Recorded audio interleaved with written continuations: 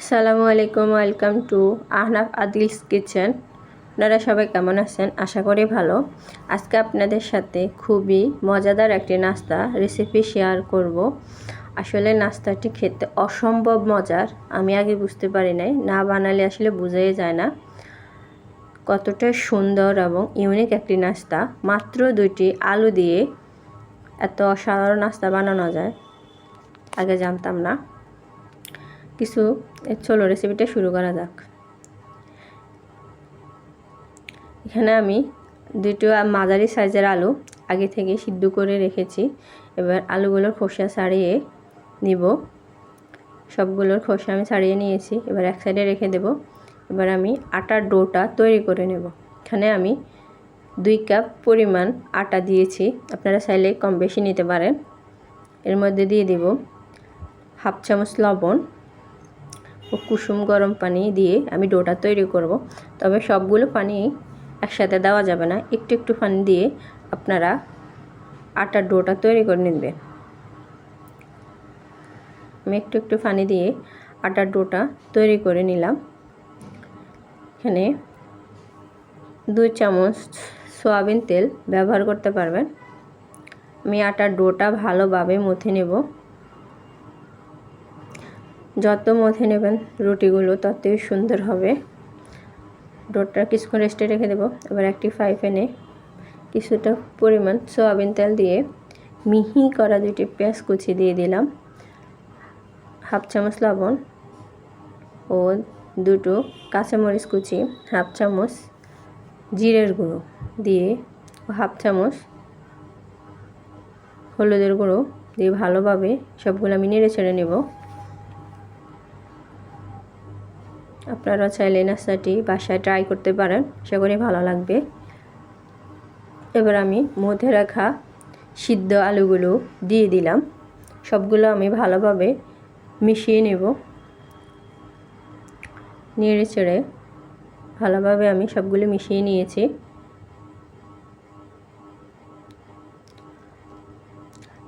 আলুটা আমার তৈরি হয়ে গেছে। এবার আমি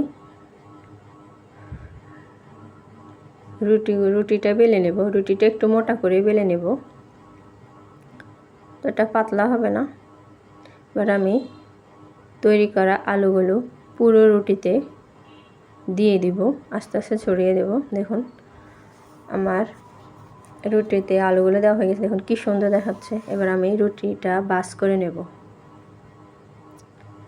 মেহমান আসলে এভাবে নাস্তা দিয়ে আপ্যায়ন করতে পারবেন। এবার আমি একটা ছুরির সাহায্যে লেচিগুলো কেটে নেব। খুব বেশি বড় করে না, আবার খুব বেশি ছোট করে না, মাঝারি সাইজে আমি লেচিগুলো কেটে নেব। লেচিগুলো কেটে হালকা একটু চাপ দিয়ে আমি একটু চ্যাপ্টা করে নেব, তাহলে দেখতে খুব সুন্দর দেখাবে।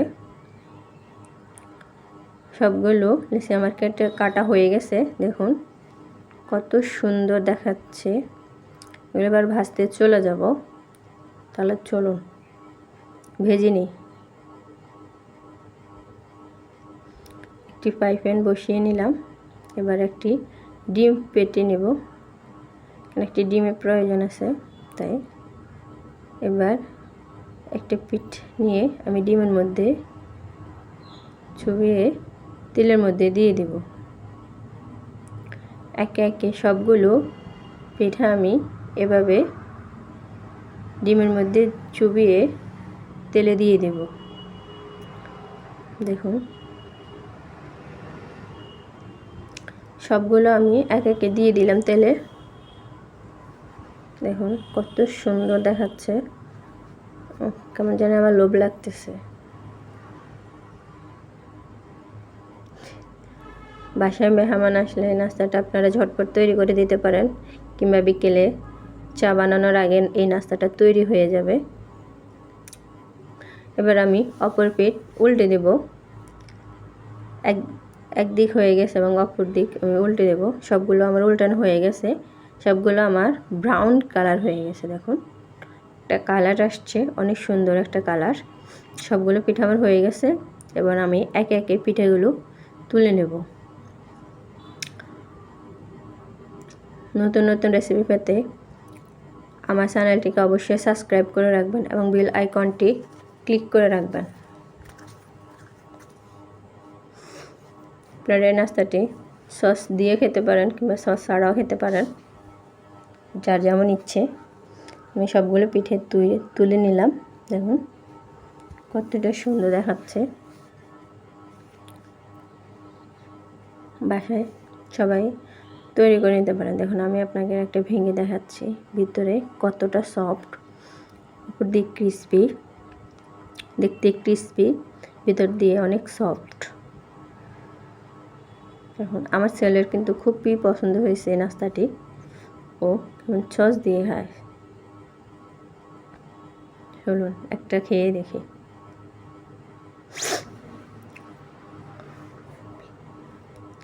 সবাইকে ধন্যবাদ। আসসালামু আলাইকুম।